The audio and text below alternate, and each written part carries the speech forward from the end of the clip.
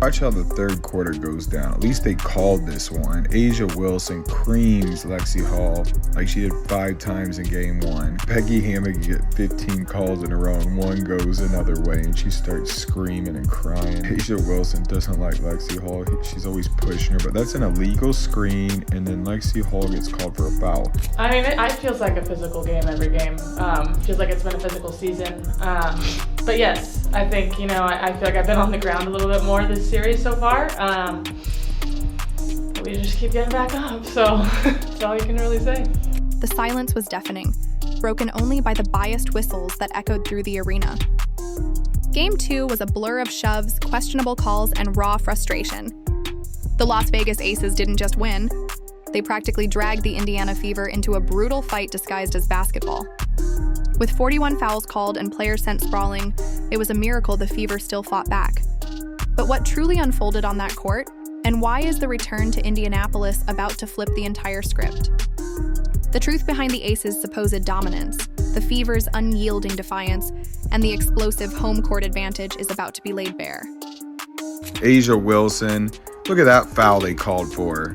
Yeah, saved her. That's some bullcrap. I love Aliyah Boston. Great job today playing defense. Look at that. Another foul. Bailed out by the refs. I get pissed off. This is the worst one. They call this a jump ball. How is that a jump ball? Nobody even had possession. Aliyah Boston, that's anything is over the back. Not a jump ball. And A'ja Wilson and the Las Vegas Aces lose game 1 on their home court to the Indiana Fever, 89-73. The Indiana Fever were in control of this game from start to finish. It feels like a distant memory now, but Game 1 wasn't just a victory for the Indiana Fever. It was a brazen statement that sent tremors through the entire league. Walking into the reigning champs' home court, the Fever played with a cool, surgical precision rarely seen from such a young squad. Kelsey Mitchell, a force of nature, silenced every doubter, erupting for a playoff career-high 34 points. Every time Vegas tried to exert pressure, Indiana responded not with flash, but with unflappable control, refusing to surrender the tempo. And then there was A'ja Wilson, the MVP, trapped in an absolute nightmare of a shooting night. A shocking 6 makes on 22 attempts. Indiana's defense was a masterclass, forcing tough looks, contesting every inch of the rim, making her fight for every single bucket. It was a story of one team executing flawlessly, almost without fouling, while the powerhouse squad couldn't find a rhythm on their own court. Fans quickly spotted the subtle cracks. The foul count felt off even in victory, a quiet undercurrent of bias that was, for a moment, overshadowed by Indiana's stunning 16-point blowout. But that wasn't the whole story. In the WNBA, you cannot blindside somebody and set a screen on them without enough time for letting the player being screened react. And then look at this. This one, their arms lock up, but you gotta let go at some point. Like, you can't bring the person closer to you and just stay locked in while the offensive player is trying to get the rebound. But we know A'ja Wilson only receives fouls. So why don't you think you were able to find any flow, and when that was the case, what are you trying to do to jumpstart things, maybe on the defense? Well, it's hard for us to find flow when there's a foul call every 10 seconds. I mean, it just really is. And when they're at the free throw line, we can't get up and down the floor. And that's a challenge. They were much more aggressive and physical defensively. We didn't counter that with our off-ball actions or with our back cuts. So they took us out of our comfort zone. I mean, offense is about rhythm, it's about timing, it's about spacing. We allowed them to do that, and they kept us from doing it. That embarrassment, that 16-point rout, fueled the Aces' fury. Game 2 was never going to be a clean fight. It was a calculated brawl. From the moment the ball tipped, it was painfully clear Vegas had no interest in playing by the book. Arms flew, bodies collided on nearly every possession, and the officials somehow never established control. What should have been a vibrant showcase of two top teams quickly devolved into 41 fouls, with the whistle relentlessly tearing through the game. A staggering 16 of those fouls were called in just the third quarter alone, a stretch where Indiana found themselves utterly unable to build any momentum. Every flicker of an offensive rhythm was chopped into pieces by stoppages that consistently seemed to favor one team. The physicality wasn't just occasional. It was the narrative. Players were shoved mid-cut, Defenders used forearms instead of disciplined footwork, and more than once, someone ended up sprawled on the hardwood. It wasn't just the sheer number of fouls that wounded the Fever, it was how they relentlessly shattered Indiana's pace, forcing a team that thrives on flow into a choppy wrestling match they never asked for. And what happened next would shock everyone.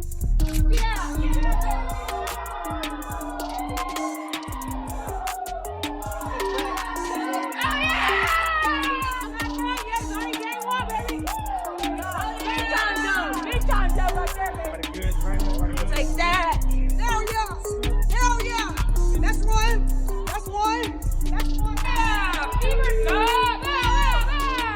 Dang, song and dance to me, man. I'm just grateful, man. I love basketball. I love playing with my team. So let's take what we can get.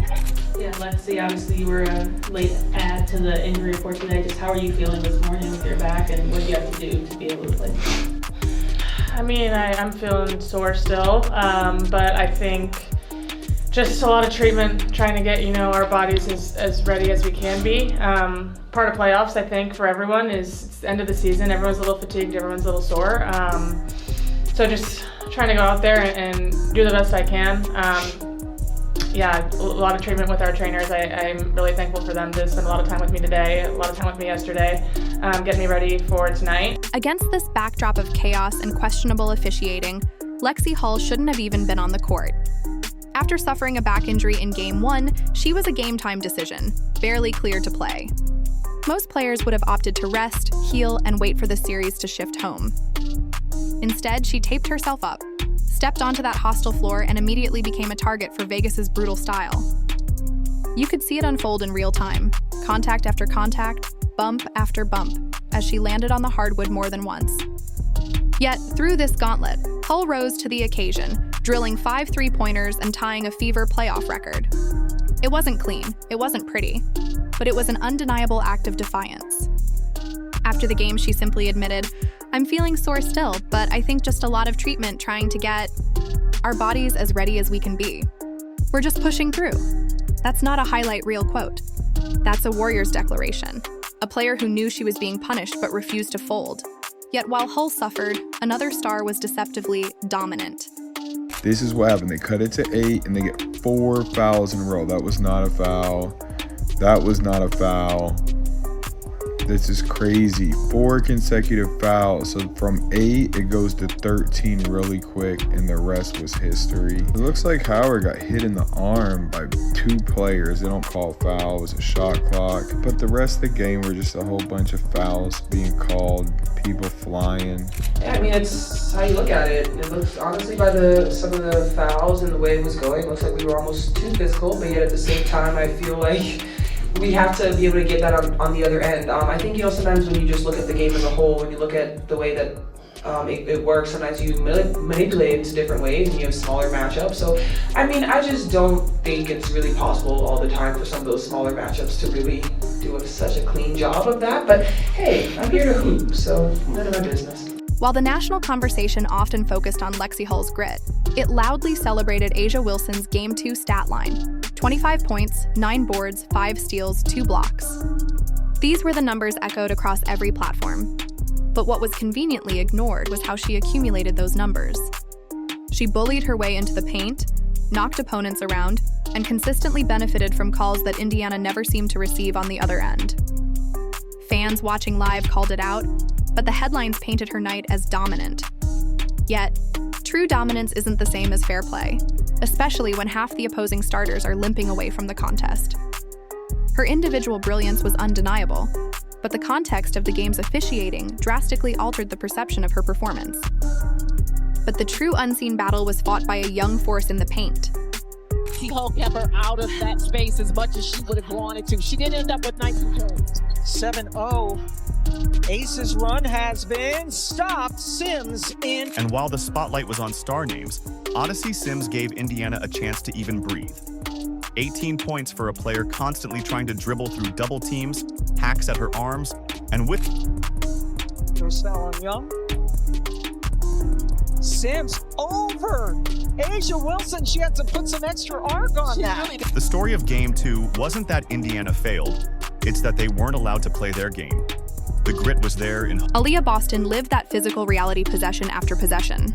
She added 10 points and pulled down 13 rebounds, but it felt like every single one came with a hit to the ribs or a shove to the back. Paint touches that, in any other game, would have resulted in free throws turned into inexplicable no-calls. What many forget is that Boston is only in her 3rd season, yet she carries herself with the poise of a seasoned veteran. Against the Aces, she was given absolutely no quarter. Instead of complaining, she fought for every single board, every loose ball. Her box score might look steady, but in truth, it was a masterclass in survival basketball just to tally those numbers. Vegas also deployed a clever tactic, stretching the floor, pulling Boston out of her comfort zone, and creating mismatches that allowed Wilson and Jackie Young to attack without a true counter on the help side. And then, when hope seemed dim, an unexpected hero stepped up when it mattered most. The physicality is out of control, that's for sure. I mean, you can bump and grab a wide receiver in the NFL for those first 5 yards, but you can do it in the W for the whole half court. You put 2 hands on somebody like that, it should be an automatic foul. They have the freedom of movement. Freedom of movement.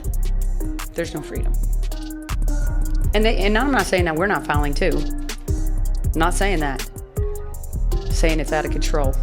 Steph, on that note, with Kelsey just having a little bit of a, they were able to contain her a little bit more.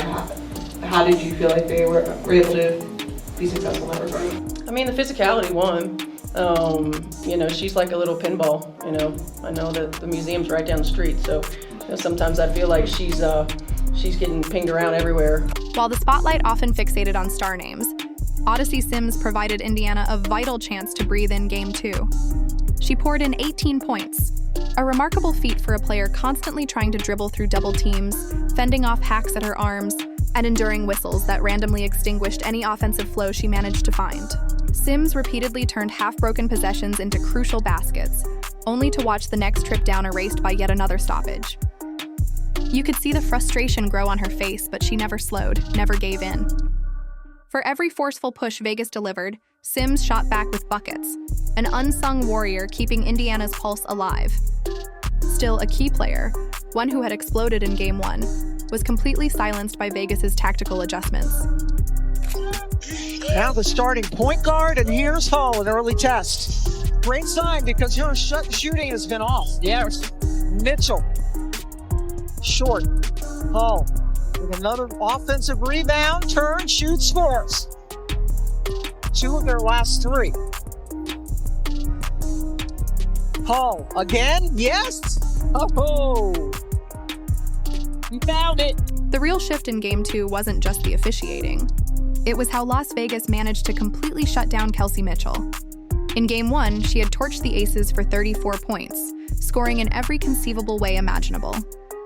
But by the second game, she was smothered, her scoring total plummeting to just 13. It wasn't that she suddenly forgot how to score. The Aces came in with one brutal goal: squeeze her until there was no space left to operate. They put extra bodies on her, sometimes even face guarding her without the ball. Every cut she made turned into a bruise. Every screen set for her was met with an aggressive hedge. This suffocating defense fundamentally changed the Fever's entire flow. Instead of allowing Mitchell to dictate the pace and stretch their defense, Las Vegas forced the ball into different hands, funneling her passes into crowded lanes. By the time she broke free for a clean look, it was often late in the shot clock. It was a smart, disciplined defensive change, but one that looked far cleaner on tape than it felt on the court, with the constant, grinding physicality. Ironically, even Becky Hammond, the Aces coach, complained afterward about the physical nature of the matchup. Think about that. The Aces had just been rewarded all night by a whistle that repeatedly stopped and started the game in their favor, yet their own coach wasn't thrilled with how rough it got. That detail matters because it reveals that the outcome wasn't solely a tactical masterpiece. It was heavily shaped by chaotic officiating decisions. The pressure on Mitchell worked, but the overwhelming distractions clouded any fair measure of how effective those adjustments truly were. All eyes now turn to where the playing field truly levels. Fever runs still. Lexie Hull has scored the last 6 points for Indiana with a couple of threes. Mitchell, good look. And she got it. Kelsey Mitchell in that first half had 9 points, but was just 1 of 5 from 3-point range. It was Lexie Hull doing the damage from 3, and now she's doing a Kelsey Mitchell imitation of the night. Sims gets the roll. Now the entire board changes. The next time these two teams clash, it won't be in Vegas. It's in Indianapolis, inside Gainbridge Fieldhouse, where the Aces won't just face Mitchell, Boston, and Hull. They'll face 17,000 screaming fans who smell blood and plan to be louder than any whistle. What happens when a team that's been roughed up, whistled out of rhythm, and nearly injured on the road finally gets to walk back into their own building? That's the question the Indiana Fever are about to answer. After 2 bruising games in Las Vegas, where the energy of the arena and those questionable whistles consistently tilted things toward the Aces, the dynamic completely flips. The Fever finally step into a place that feels like theirs. A place where every bucket from Kelsey Mitchell is amplified by thousands of voices instead of drowned out. Gainbridge has already proven it's far more than just a home court. This season alone, opposing teams have repeatedly stumbled in the second half as the noise level steadily builds to a deafening roar. The same momentum swings that mysteriously evaporated in Vegas will come roaring to life in Indy. There are no dead moments at Gainbridge. The crowds stay loud through runs, through fouls, through missed calls. And while Vegas shamelessly used their crowd energy to fuel their Game 2 victory, now it's Indiana's turn. Even Becky Hammond admitted, "Our experience there has not been great this season." A stunning admission from a championship coach. That matters because officiating bias cannot hide in silence when you have 17,000 passionate fans reacting to every single call, every single bump in real time. Officials won't miss the contact on Boston's post-ups when the roar explodes at every bump. They won't ignore the body checks on Hull when the entire crowd demands accountability. That's the true underrated power of home court. You don't just get the familiar rims. You get constant, overwhelming pressure on every decision from the very people watching closest. If I could just ask you to look forward to this series going to your home court in Indianapolis, how much is that really going to make a difference in this series, and how much does it mean to you guys to have that home court advantage? Yeah, I think it's going to be great. Our fans, they show up and they show out, and so for us just using that, our own energy, but also using the energy in the crowd, I think it's going to be really great for us. For the Fever, that's not just support. It's pure, unadulterated fuel. Lexie Hull toughed out excruciating back pain in Vegas, sinking 5 threes despite being relentlessly hacked and knocked around. Aliyah Boston collected rebound after rebound, absorbing more brutal punishment than the referees ever acknowledged. Kelsey Mitchell, locked down after her Game 1 explosion, is undoubtedly simmering with frustration that's about to transform into something sharper, something more explosive, at home. This is where battle scars stop weighing players down and instead become an unstoppable surge of energy. We've seen it already this year. The Fever have trailed by double digits at home, only to storm back once the atmosphere turns suffocating for the opponent. That same seismic shift is why these next 2 games aren't just standard playoff stops. Games 3 and 4 in Indianapolis are the moment the Fever turn pain into undeniable power, and the Aces step into a building where every mistake gets magnified, and every Fever run feels utterly unstoppable. The Aces may have used whistles and bruises to steal Game 2, but Indiana's spirit never cracked, never surrendered. What happened in Las Vegas won't carry the same weight in Indianapolis. Yeah, we're excited. I know the last time it was the first playoff game in a really long time, so to be able to have 2 more for our fans that have been there with us all season, really excited for that, and we definitely do feed off of their energy, so we're really looking forward to it. Home court is now the Fever's ultimate weapon. It's loud, it's fearless, and it's utterly impossible to ignore. Aliyah Boston and Lexie Hull both admitted after the loss that they simply couldn't wait to get back in front of their fans, with Hull passionately declaring, "Our fans, they show up and they show out." If Indiana already dismantled Vegas once on the road and still fought through outright chaos in Game 2, just imagine what comes next with Gainbridge packed, pulsing, and ready to explode. Show your support for the Fever by commenting, "Let's go Fever." Like, subscribe, and turn on all notifications so you never miss out. Click the video on the screen and we will see you in the next one.